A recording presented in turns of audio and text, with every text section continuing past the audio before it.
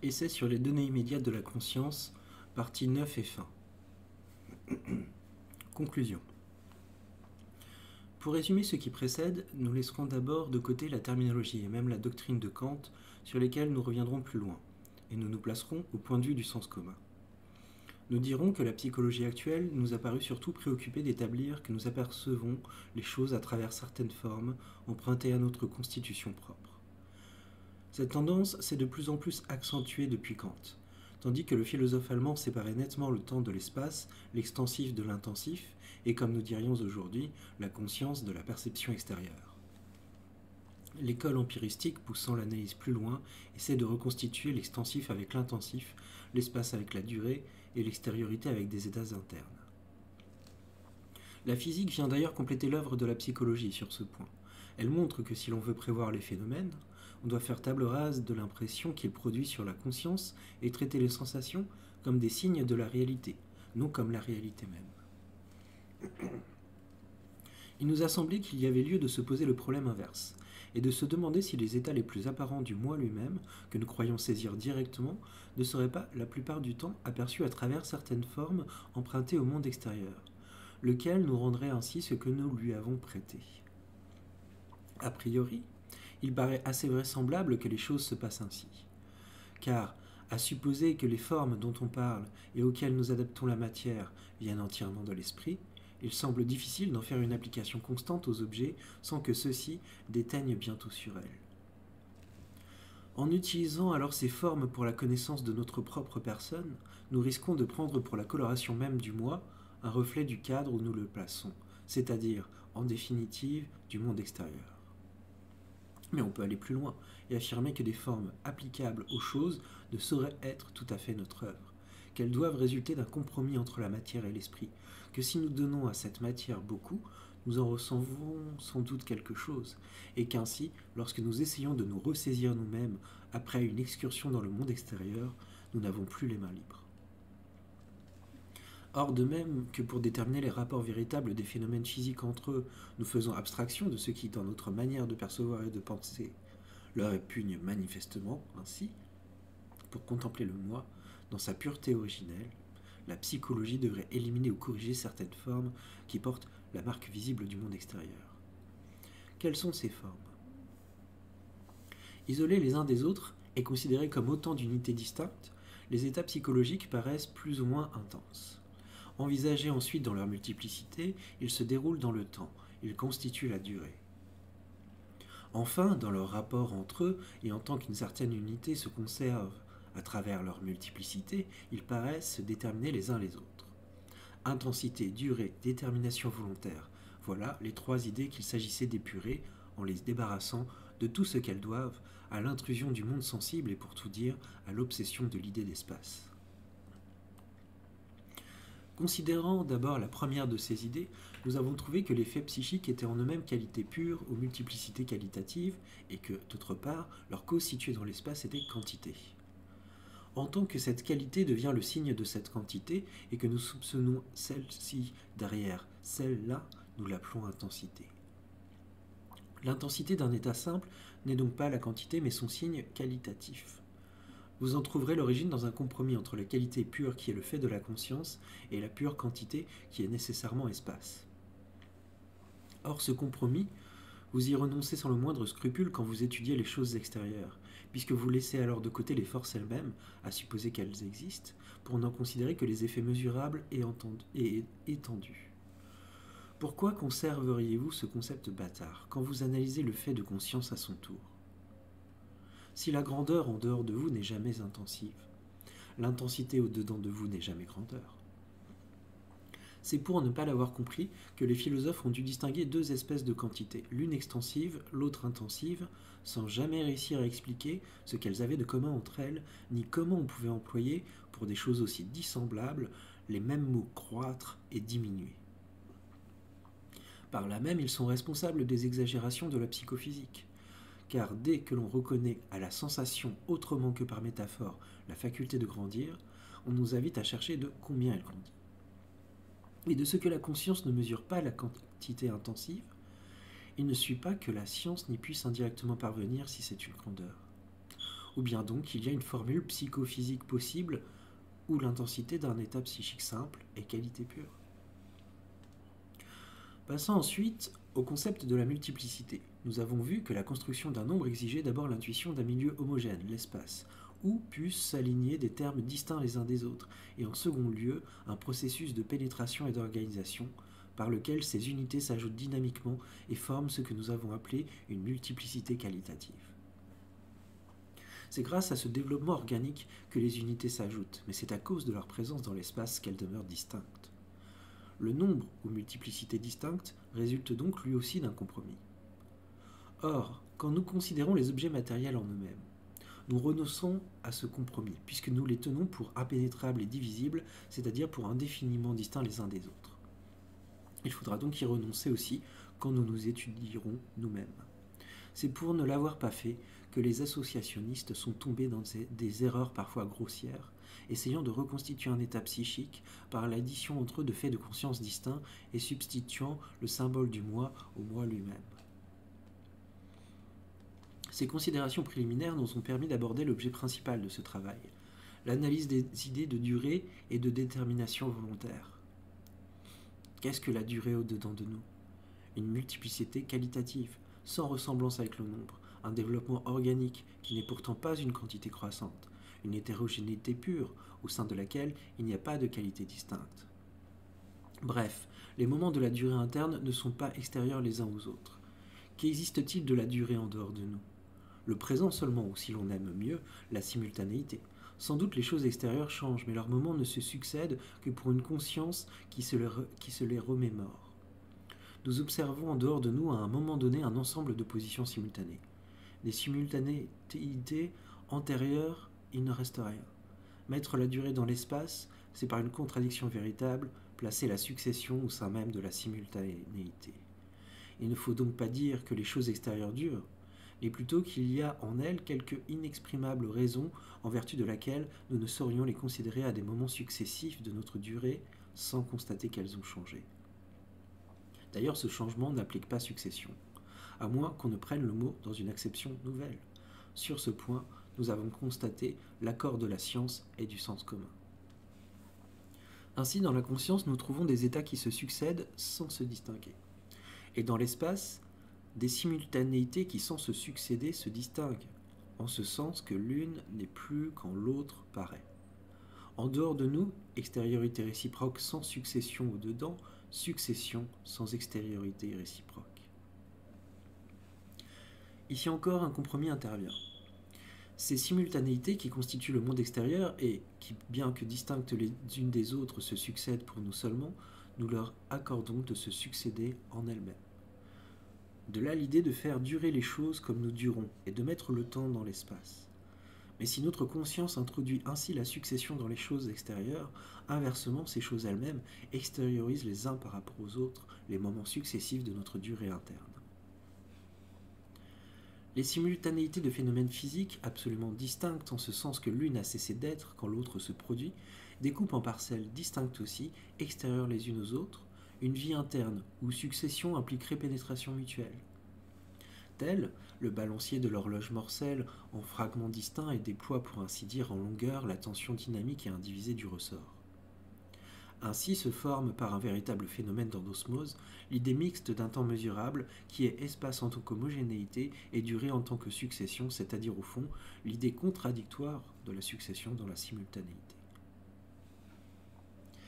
Ces deux éléments, étendue et durée, la science les dissocie quand elle entreprend l'étude approfondie des choses extérieures. Nous croyons avoir prouvé qu'elle ne retient de la durée que la simultanéité, et du mouvement lui-même que la position du mobile, c'est-à-dire l'immobilité. La dissociation s'opère ici très nettement et au profit de l'espace. Il faudra donc l'opérer encore, mais au profit de la durée, quand on étudiera les phénomènes internes. Non pas les phénomènes internes à l'état achevé, sans doute, ni après que l'intelligence discursive, pour s'en rendre compte, les a séparés et déroulés dans un milieu homogène, mais les phénomènes internes en voie de formation et en tant que constituant par leur pénétration mutuelle le développement continu d'une personne libre. La durée ainsi rendue à sa pureté originelle apparaîtra comme une multiplicité toute qualitative, une hétérogénéité absolue d'éléments qui viennent se fondre les uns dans les autres.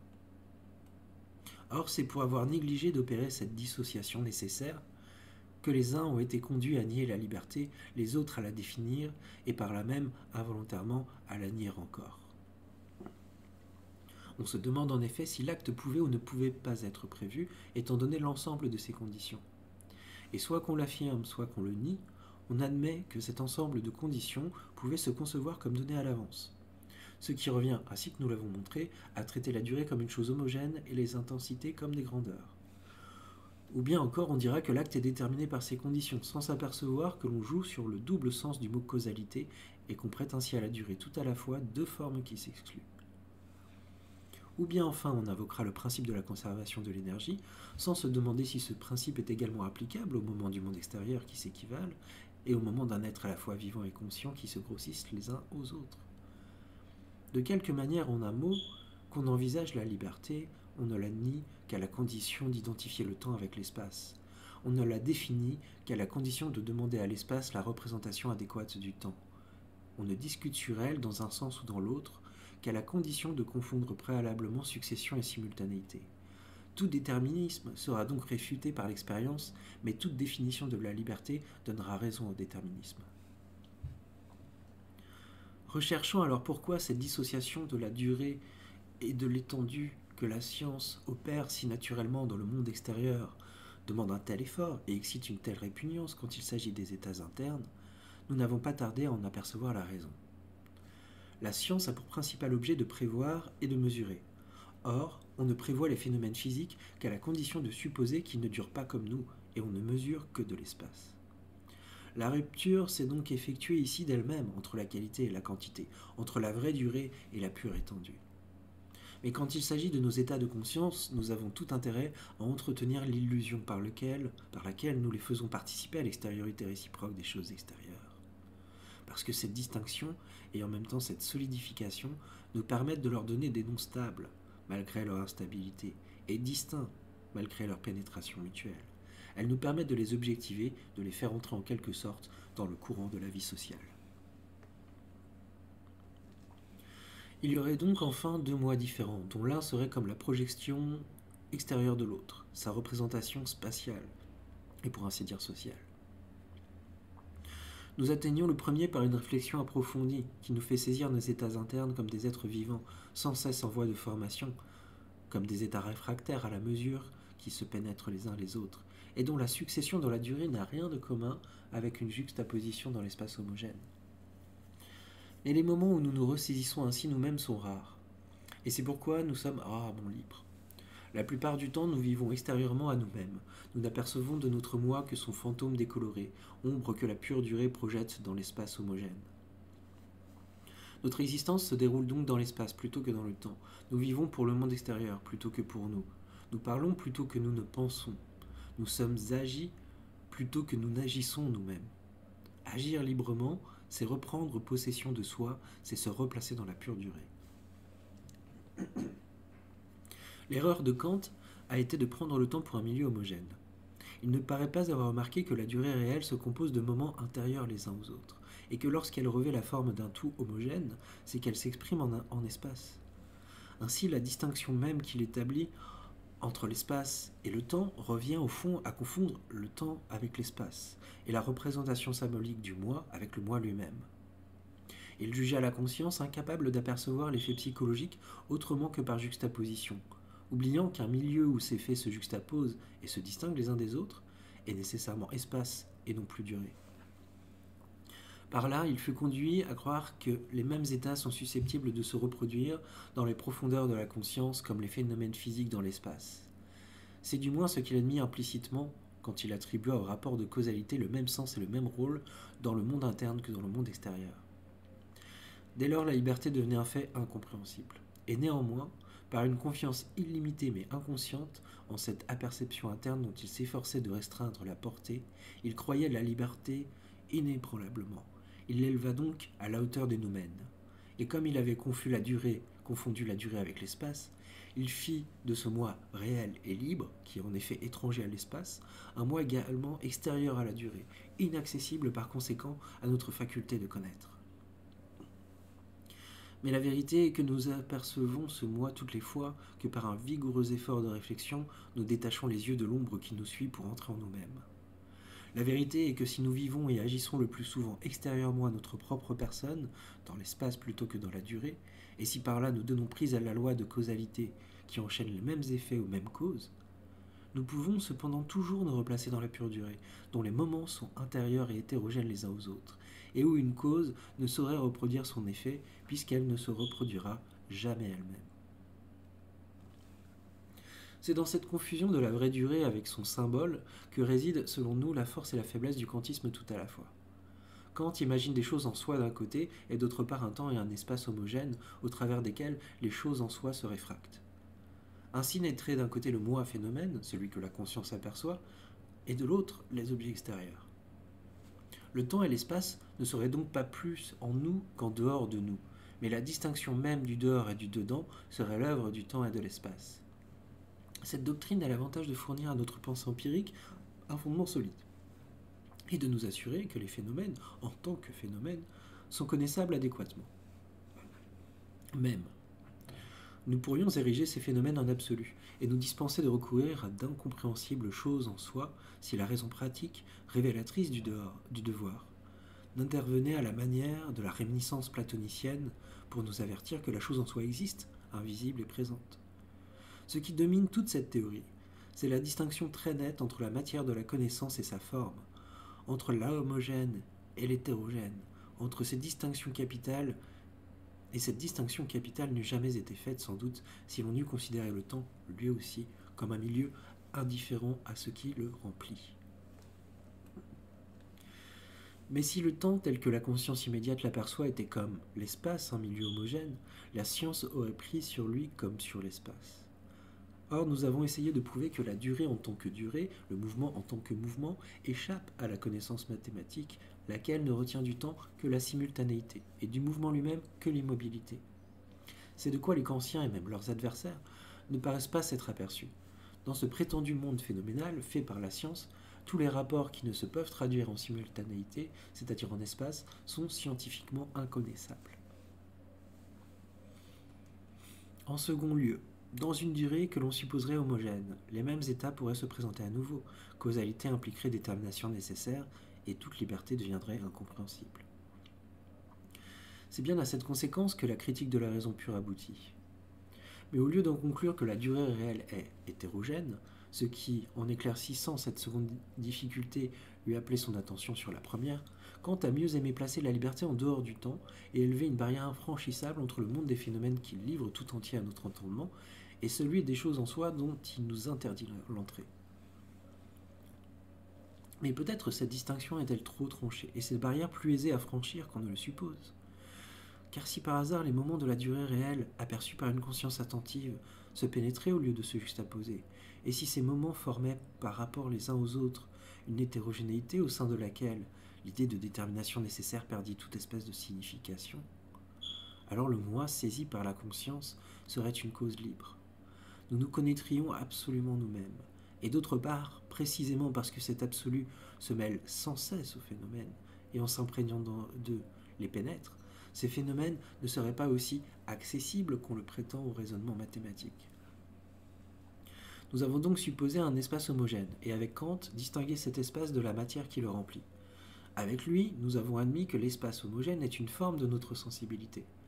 Et nous entendons simplement par là que d'autres intelligences, celles des animaux par exemple, tout en apercevant des objets, ne les distinguent pas aussi nettement ni les uns des autres, ni d'elles-mêmes.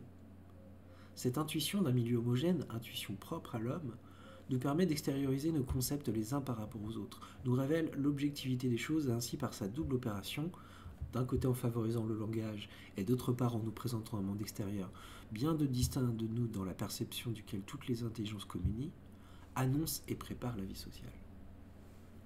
En présence de cet espace homogène, nous avons placé le moi tel qu'une conscience attentive l'aperçoit, un moi vivant, dont les états à la fois indistincts et instables ne sauraient se dissocier sans changer de nature, ni se fixer ou s'exprimer sans tomber dans le domaine commun. La tentation ne devait-elle pas être grande pour ce moi qui distingue si nettement les objets extérieurs et les représente si facilement par des symboles, d'introduire au sein de sa propre existence la même discrimination et de substituer à la pénétration intime de ces états psychiques, à leur multiplicité toute qualitative, une pluralité numérique des termes qui se distinguent, se juxtaposent et s'expriment par des mots. Au lieu d'une durée hétérogène dont les moments se pénètrent, nous aurons alors un temps homogène dont les moments s'alignent dans l'espace. Au lieu d'une vie intérieure dont les phases successives, chacune unique en son genre, sont incommensurables avec le langage, nous obtiendrons un moi recomposable artificiellement et des états psychiques simples qui s'agrègent et se désagrègent comme font pour former des mots les lettres de l'alphabet. Et ce ne sera pas là seulement un mode de représentation symbolique, car l'intuition immédiate et la pensée discursive ne font qu'un dans la réalité concrète, et le même mécanisme par lequel nous nous expliquions d'abord notre conduite finira par la gouverner. Nos états psychiques, en se détachant alors les uns des autres, se solidifieront. Entre nos idées ainsi cristallisées et nos mouvements extérieurs, des associations stables se formeront. Et peu à peu, notre conscience imitant le processus par lequel la matière nerveuse obtient des actions réflexes, l'automatisme recouvrira la liberté. C'est à ce moment précis que surviennent les associationnistes et les déterministes d'un côté, les kantiens de l'autre. Comme ils n'envisagent de notre vie consciente que son aspect le plus commun, ils aperçoivent des états bien tranchés, capables de se reproduire dans le temps à la manière des phénomènes physiques, et auxquels la loi de détermination causale s'applique, si l'on veut, dans le même sens qu'aux phénomènes de la nature. Comme d'autre part, le milieu où se juxtaposent ces états psychiques présente des parties extérieures les unes aux autres, où les mêmes faits semblent susceptibles de se reproduire à nouveau, il n'hésite pas à faire du temps un milieu homogène, et à le traiter comme de l'espace. Dès lors, toute différence est abolie entre la durée et l'étendue, entre la succession et la simultanéité. Il ne reste plus qu'à proscrire la liberté, ou si on la respecte par scrupule moral, à la reconduire avec beaucoup d'égards dans le domaine intemporel des choses en soi, dont notre conscience ne dépasse pas le seuil mystérieux. Mais il y aurait selon nous un troisième parti à prendre. Ce serait de nous reporter par la pensée à ces moments de notre existence où nous avons opté pour quelques décisions graves, moments uniques dans leur genre, et qui ne se reproduiront pas plus que ne reviennent pour un peuple les phases disparues de son histoire. Nous verrions que si ces états passés ne peuvent s'exprimer adéquatement par des paroles, ni se reconstituer artificiellement par une juxtaposition d'états plus simples, c'est parce qu'ils représentent, dans leur unité dynamique et dans leur multiplicité toute qualitative, des phases de notre durée réelle et concrète, de la durée hétérogène, de la durée vivante. Nous verrions que si notre action nous apparaît libre, c'est parce que le rapport de cette action à l'état d'où elle sortait ne saurait s'exprimer par une loi, cet état psychique étant unique en son genre et ne devant plus se reproduire jamais. Nous verrions enfin que l'idée même de détermination nécessaire perd ici toute espèce de signification, qu'il ne saurait être question ni de prévoir l'acte avant qu'il s'accomplisse, ni de raisonner sur la possibilité de l'action contraire une fois qu'il est accompli, car se donner toutes les conditions, c'est dans la durée concrète se placer au moment même de l'acte, et non plus le prévoir. Mais nous comprendrions aussi par l'effet de quelle illusion les uns se croient obligés de nier la liberté, les autres de la définir. C'est que l'on passe par degrés insensibles de la durée concrète, dont les éléments se pénètrent, à la durée symbolique, dont les moments se juxtaposent, et de l'activité libre par conséquent à l'automatisme conscient. C'est que si nous sommes libres toutes les fois que nous voulons rentrer en nous-mêmes, il nous arrive rarement de le vouloir.